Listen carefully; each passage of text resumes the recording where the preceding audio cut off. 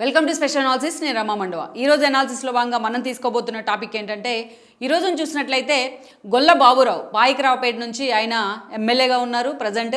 So అలాంటి బాబురావుకి ఈ రోజున వచ్చే ఎన్నికల్లో టికెట్ ఇవ్వబోవట్లేదు అన్న ఒక ఇండికేషన్ అయితే జగన్మోహన్ రెడ్డి ఇవ్వడం జరిగింది. సో అలాంటి గొల్ల బాబురావుకు ఈ రోజున జగన్మోహన్ రెడ్డి రాజ్యసభ టికెట్ ఇస్తానన్నట్టుగా ఒక ప్రచారం అయితే జరుగుతూ వస్తుంది. అయితే ఇక్కడ చూసినట్లయితే ఈరోజు గొల్ల బాబురావు లాంటి వాళ్ళు తనకు మంత్రి పదవి ఇవ్వని కారణంగా ఏకంగా జగన్మోహన్ రెడ్డి మీద తిరుగుబాటే చేశారు. జగన్మోహన్ రెడ్డి మీద తిరుగుబాటు చేయడమే కాదు, ఆయన జగన్మోహన్ రెడ్డి ఓటమి కోసమే నేను పనిచేస్తానంటూ కూడా సవాల్ కూడా విసిరారు. ఆయన ఆల్మోస్ట్ పాయకరావుపేట కాన్స్టిట్యున్సీ నుంచి తాడేపల్లి దాకా నానా హడావిడి చేశారు. అలాంటి గొల్ల బాబురావుకి ఈ రోజున రాజ్యసభ ఇస్తానంటూ కూడా జగన్మోహన్ రెడ్డి హామీ ఇచ్చున్నారు. అయితే పాయకరావుపేట టికెట్ ఇవ్వట్లేదు అని ఇండైరెక్ట్గా ఒక ఇండికేషన్ అయితే ఇస్తూనే రాజ్యసభకు పంపిస్తాం, రాజ్యసభకు నామినేట్ చేస్తామని చెప్పడంతో ప్రజెంట్ అయితే గొల్ల బాబురావు మాత్రం సైలెంట్ అయ్యారని చర్చింది. అయితే ఇక్కడ ఒక ట్విస్ట్ ఏంటంటే, అది కేవలం కంటి తుడుపు చర్య మాత్రమే అని ఒక ట్విస్ట్ అయితే తెర మీదకి వస్తూ ఉంది.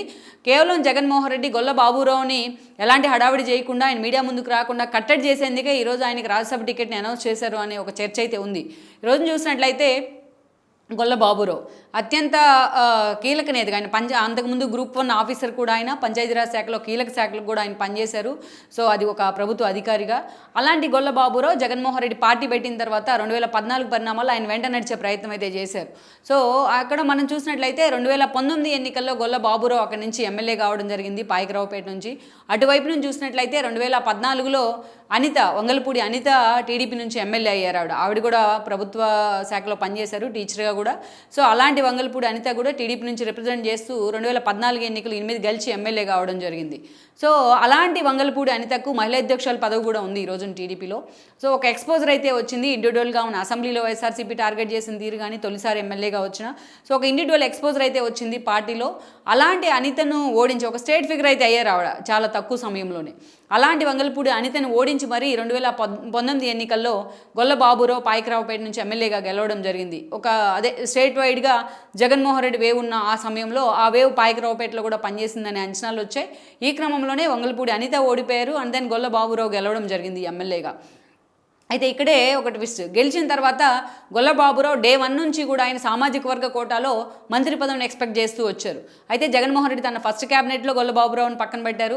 అదేవిధంగా క్యాబినెట్ ఎప్పుడైతే పునర్వ్యవస్థీకరణ చేయాలనుకున్నారో 3 ఏళ్ల తర్వాత, ఆ సమయంలో కూడా ముందు నుంచి గొల్ల బాబురావుకి హామీ ఇస్తూ వచ్చారు, తప్పనిసరిగా టికెట్ ఇస్తాము అని చెప్పేసి, సో మంత్రి పదవి ఇస్తామని చెప్పేసి. కానీ తీరా మంత్రివర్గాన్ని ప్రక్షాళన చేసే సమయంలో మాత్రం గొల్ల బాబురావుని పక్కన పెట్టారు జగన్మోహన్ రెడ్డి.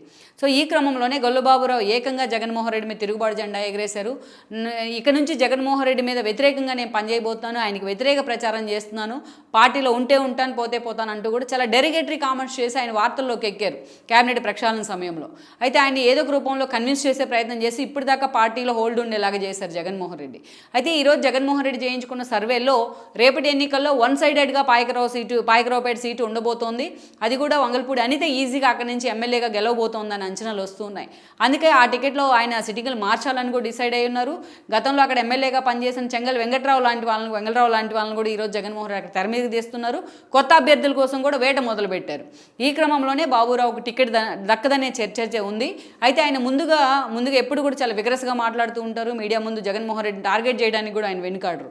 ఇవన్నీ ఊహించే ఈరోజు గొల్ల బాబురావుకి రాజ్యసభ టికెట్ మీద జగన్మోహన్ రెడ్డి హామీ ఇచ్చారని చర్చ జరుగుతోంది. మరోవైపు చూసినట్లయితే ఇది కేవలం కంటి తుడుపు చర్యగా మాత్రమే అని కూడా అంచనాలు వస్తున్నాయి. గత ఏదైతే క్యాబినెట్ ప్రక్షాళనలో కనీసం మంత్రి పదవి కూడా ఇవ్వని జగన్మోహన్ రెడ్డి గొల్ల బాబురావుకు ఈరోజు రాజ్యసభ టికెట్ ఇస్తారంటే గొల్ల బాబురావు ఎలా సైలెంట్ అయ్యారన్న సెటైర్లు కూడా పేలుతూ వస్తున్నాయి. ఈ విషయంలో జగన్మోహన్ రెడ్డి దగ్గర నుంచి క్లారిటీ వచ్చిందని గొల్ల బాబురావు వర్గం ప్రచారం చేస్తున్నప్పటికీ, బట్ మరోవైపు అదే వర్గంలో ఒక అపనమ్మకం కూడా ఉంది.